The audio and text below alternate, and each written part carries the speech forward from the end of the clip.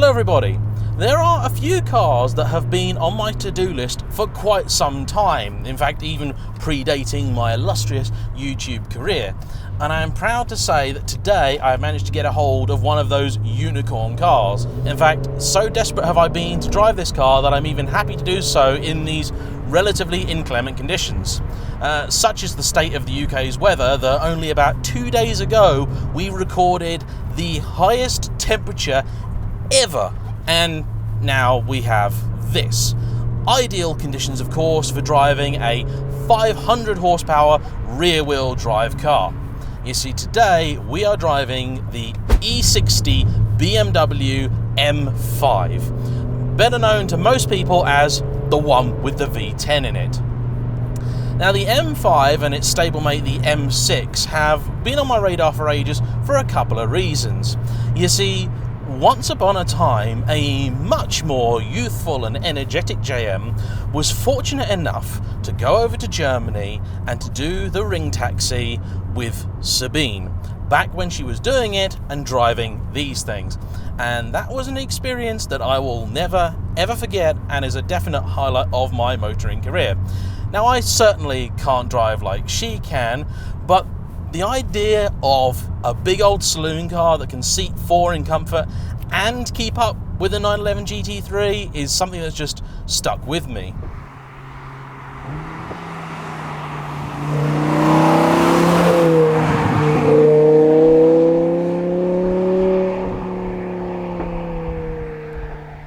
Now, there's quite a few points in time when I've been able to actually afford one of these, or the M6, which I think really is the one of the two that I would have preferred, but a few things have kind of stopped me from doing that.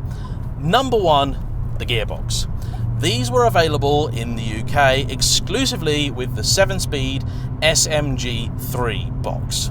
It's a single clutch, automated manual, and, well, it's not the best. Now, I'm driving it along and the car is currently in full attack mode, and the shifts can actually be kind of smooth. You have to roll your foot off the throttle. The downshifts are pretty good, but when you're shifting up, you've really got to ease off and let it do its thing, and you certainly cannot rush it if you want a smooth ride. It is probably better than the Speedshift 2 gearbox that I drove in the Aston Martin V8 Vantage S. I haven't driven their 3rd generation gearbox, but I suspect it's probably a very similar thing. All of them are a little bit unrefined and very much of their time. The other thing stopping me from buying one of these was the fact that they drink fuel like it is going out of fashion.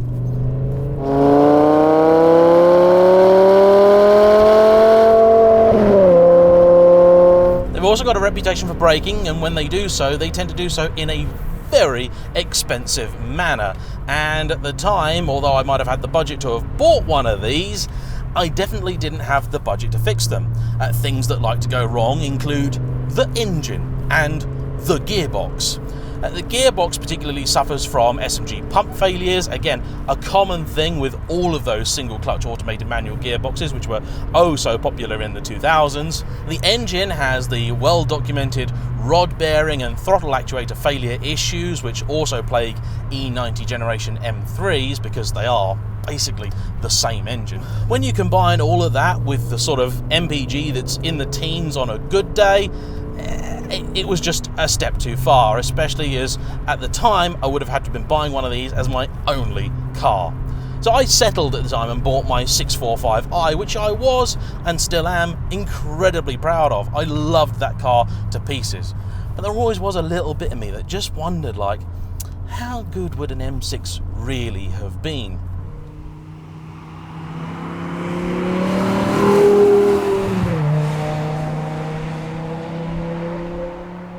Now, the M6 sort of got quite a bit of a bashing, which is very odd because at the time this thing received near universal praise. You may remember the review with Jeremy Clarkson on Top Gear when he called it simultaneously the worst and best car in the entire world. What is nice is just how refined this car feels. Now, it's in a fairly subtle colour combo. You've got a nice silver exterior, and you even have the Silverstone interior. This car also has a brushed aluminium trim, which I've never actually seen before in one of these.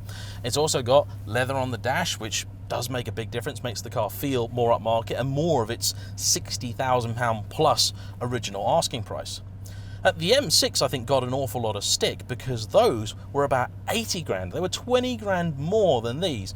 And on the face of it, I think a lot of people just thought that BMW were taking the mickey. In fact, the M6 was actually a very different car, just as the regular 6 Series was from the 5. Yes, you'd recognise bits and pieces, but they did do an awful lot to justify that price. Kind of everything in them feels just a little bit higher quality, and they even did things like a carbon roof. That's the first BMW, or first production BMW that appeared on, which then made its way into the E92 M3. So they did do a lot of work to try and make that car worth the money. These days, an M5 and an M6 are nearly the same price, and if you're thinking of popping into the classifieds to look at one of these, well, you can pick one up from anywhere from about 8 or 9 grand up to probably about 20 to 25, depending on condition, history, everything else. Now, this one does have a little bit of a history, and it is a rather unfortunate one. You see, its very kind and generous owner, Mike, bought it because he, like me, had lost it after one for quite a while, and he enjoyed it for a little bit and then decided, sensibly I would say, to get the rod bearings done, just in case. Unfortunately, the place that did it turned out to be less than reputable, and an awful lot of money later, and shouting and arguing and things like that, he now has his pride and joy back. But if anyone out there is thinking that these cars don't really deserve their reputation for being expensive, I am afraid they kind of do.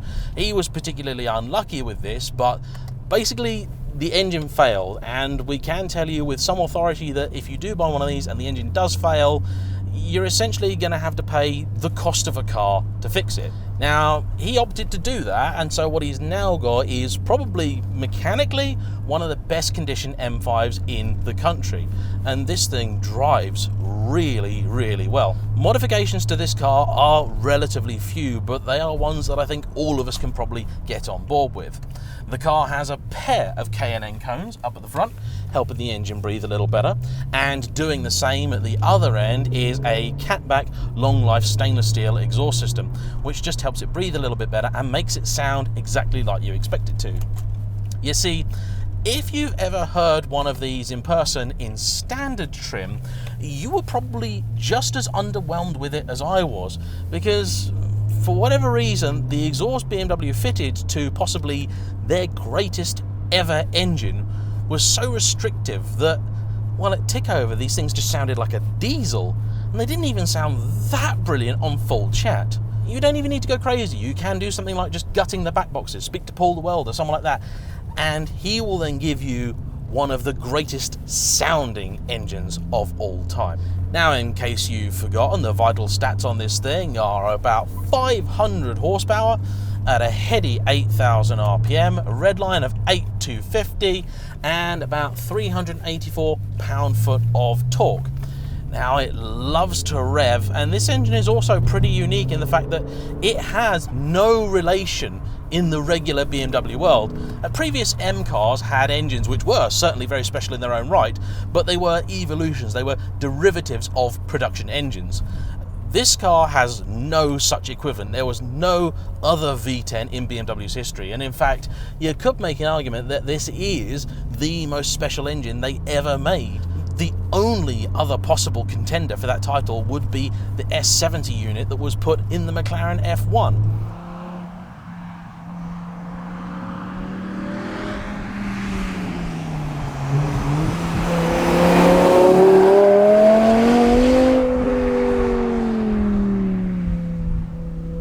In fact, BMW never even planned on building a V10 engine. That's why this kind of screws with their engine coding system. BMW engines are coded something like M54, B30, something like that, whereas the first letter will tell you the series. So M used to be their kind of normal engines, then they went to N, and now they're on B. Then the second letter will tell you how many cylinders it's got. So 4 is 4, 5 is 6, 6 is 8, and 7 is 12. And then the next letter will generally be a revision, then B or D will mean benzene or diesel, so petrol or diesel, and then you'll have the capacity. So the M54 B30, for example, was the engine in my E46 330, and that was the M generation 54 related to the S54 in the E46 M3, B being petrol and 30 because it's 3 litres. Keeping up at the back? Good, I'm glad. And this is the S85 B50 because they just thought, sod it, let's just call it that. They'd introduced the 8 series of engines for the V10, and never since has there been anything like it. Spec-wise, it's got some pretty trick stuff on it too, like a quasi-dry sump system. It's not a full proper dry sump, but it's got the sort of scavenge pump that you would expect from a dry sump, and it's got about 3 pumps in there, kind of making sure that that engine is always lubricated. The E92 V8 got a traditional wet sump system. That's probably one of the reasons that this engine's a little bit heavier than that in the M3. This is 240 kilos, which when you consider what it is actually still pretty lightweight. This was, at the time, one of the most advanced engines in any production car. You have those beautiful 10 individual throttle bodies, and with this exhaust, even at low, modest speed, it makes a lovely noise. Now, you may or may not be able to hear the constant whirring of the motors in the side bolster, because every time you go around a corner, they kind of come in and grab you. And it's quite fun, and they actually do work as well.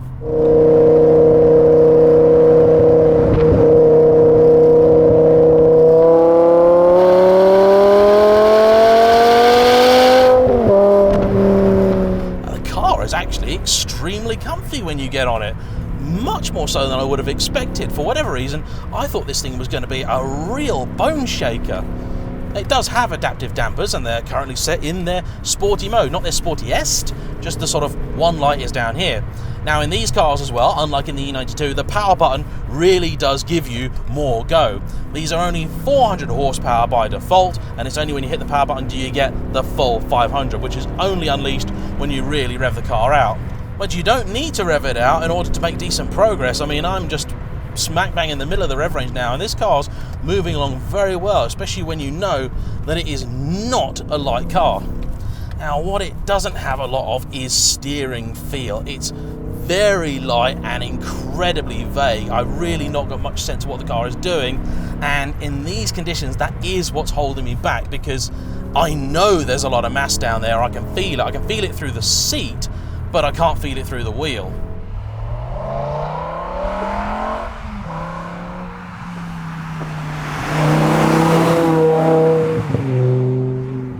I mean, I've been on track in these things twice, once with Sabine and once much more recently, and these things really do fly. You've got that beautiful response you'd expect with a naturally aspirated engine, and for a big old bus, she moves.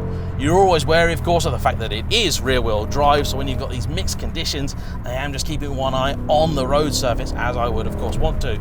The downshifts are nice, and maybe the gearbox isn't as bad as I expected to. I've had quite a few arguments with people about these gearboxes. You see, a lot of people tell me like, oh no, they're not so bad, you just need to learn how to drive them. And my argument has always been, if I need to learn how to drive it, that must mean that it's bad, because if it was any good, it would just do what I tell it to, which is what the modern DCT box does. The one in my E92 M3 has its own faults, but it does at least do exactly what you say to it.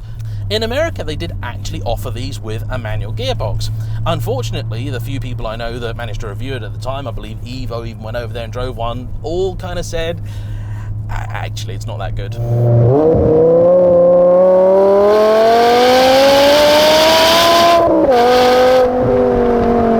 Yeah, when you're fully on it and committed, this thing will give you a smack in the back.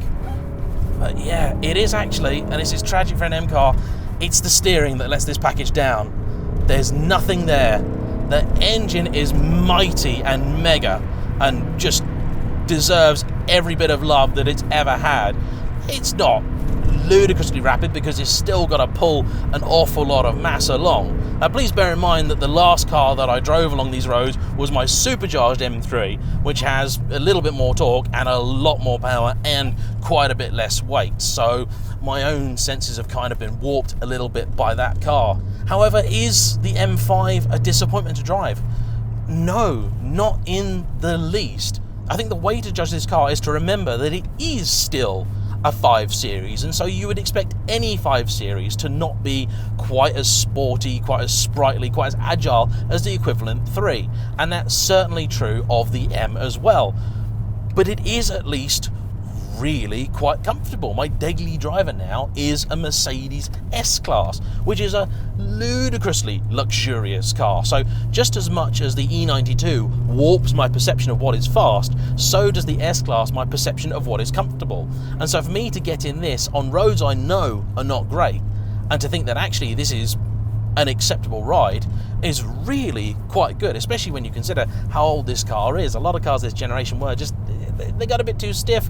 Some of the early adaptive dampers didn't work quite so great, but this is good, and it still feels like a nice place to be. One of the things I criticize about more recent BMWs is that their interiors haven't moved on in the way that their rivals have. The upside to that, of course, is that when you get in something like this, which is 15 years old, it doesn't feel it at all. And when you're then just driving through town, you whack it in full comfort. You can set it into auto mode, but I've been warned against that because I suspect, much like my E92's dual clutch box, it's just a bit dim-witted, and all it wants to do is to try and get you into top gear as quick as it can. And the thing about these engines, they do not like being laboured at low RPM. It's just not what it is built for. It is not good for the car. So really do just drive it in manual all the time. It's not much of a chore. These paddles aren't the best, but they work, you know, they're okay. The wheel is a little bit big compared to what I'm used to, but again, sensors completely warped. Otherwise, this car is a pretty complete package, and when you consider you can pick up one of these for about 10, 15 grand, that's a hell of a lot of car for the money. It really, really is. And this really hasn't helped my lusting for an old V10 M6 at all. Anyway, hope you've enjoyed my review of this iconic BMW, and I truly believe that is the case. This thing is a mighty piece of engineering, and I'm so glad that BMW did it back then, because there's no way they could do it now. Thank you all for watching. Please hit the like button, comment below, subscribe if you haven't already, because it makes a big difference to me and the channel. And as this is part of my celebration week of amazing engines, I'd like you to tell me, what's your favourite engine ever? Anyway, we'll see you on the next one. Bye bye.